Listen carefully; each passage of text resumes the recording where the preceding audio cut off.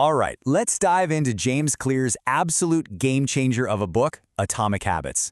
Today, we're going to break down why sticking to new habits feels so impossible, and then reveal the surprisingly simple blueprint for making real, lasting change. So, let's get right into it. You've been there, right? I mean, we all have. It's that huge burst of New Year's motivation that, poof, is just gone by February. You decide you're going to hit the gym every day, read more books, learn a new language. But a week or two later, you're right back where you started. Well, that feeling is completely universal. And it turns out the problem isn't you, it's your strategy. So here's the game plan for this explainer. First, we'll talk about the wild math behind just 1% improvement. Then, we'll unpack the engine of the whole book, the 4-step habit loop. After that, we'll get into the real secret to making change stick. Why systems crush goals every time, and we'll wrap it all up with a final key takeaway for you. Okay, let's jump into our first huge idea, the power of 1%. This is really the heart and soul of the whole book. See, we think we need some massive, life-changing moment to get better, but real, sustainable change, it actually comes from these tiny, almost invisible improvements you make day in and day out. The big idea here is so simple, it's almost deceptive. The goal is not to be perfect overnight. It's just to get 1% better every single day. That's it. These tiny little gains start to compound on each other over time, kind of like interest in a savings account. And eventually, they lead to these absolutely incredible results. And this quote from the book just nails it. It really captures the entire vibe. It just takes all the pressure off, you know? You don't have to become a whole new person by tomorrow. You just have to find one little thing, one tiny 1% improvement you can make today. This way of thinking makes the whole thing feel, well, actually doable. Okay, so getting 1% better sounds great in theory, right? But how do you actually do it? Well, that brings us to the book's practical guide, the how-to for changing your behavior, the 4-step habit loop. This is the real, actionable framework for building good habits, and, just as important, for dismantling the bad ones. So these are the 4 laws that basically run our behavior. Turns out, every single habit we have follows a 4-step pattern. There's a cue, then a craving, then a response, and finally a reward.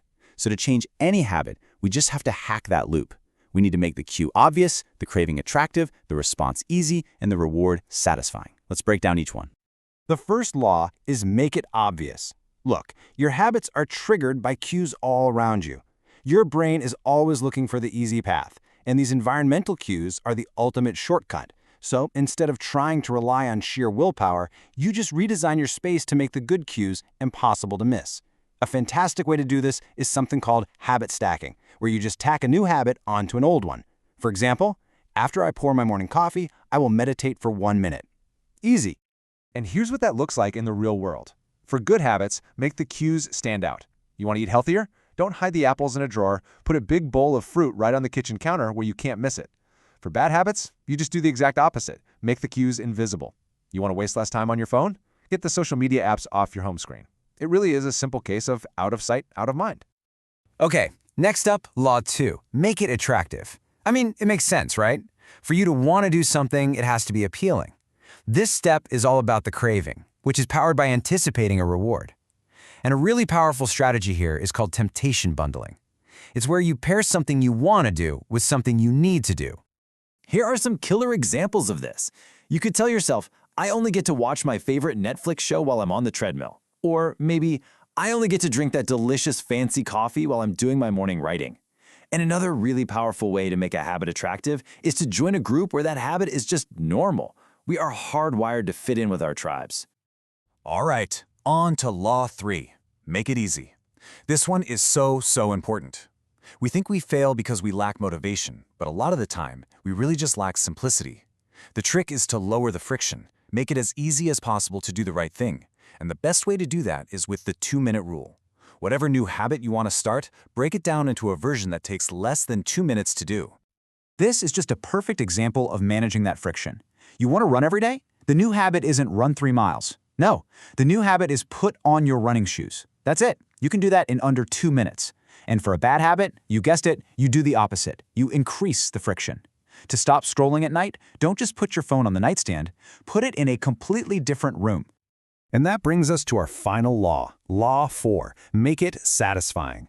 For a habit to really stick, the end of that loop has to feel good, and it has to feel good right away. Our brains are basically still running on ancient software, and they evolved to care about immediate rewards for survival, not long-term payoffs from things like exercise.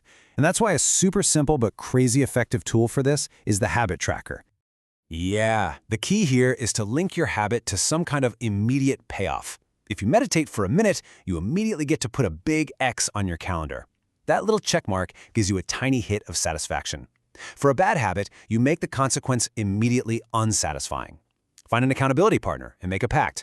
You have to pay them $10 every single time you skip the gym. A little bit of pain can be a fantastic teacher. Okay, so we've covered the 4 laws. Those are the mechanics, the nuts and bolts of how habits work.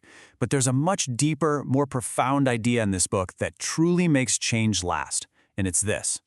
It's not really about the things you do. It's about the person you believe yourself to be. Think about it. We usually focus on the outcome. We say, I want to lose 20 pounds, or I want to write a novel. But according to James Clear, that's looking at it all wrong. The real goal isn't any of those external things.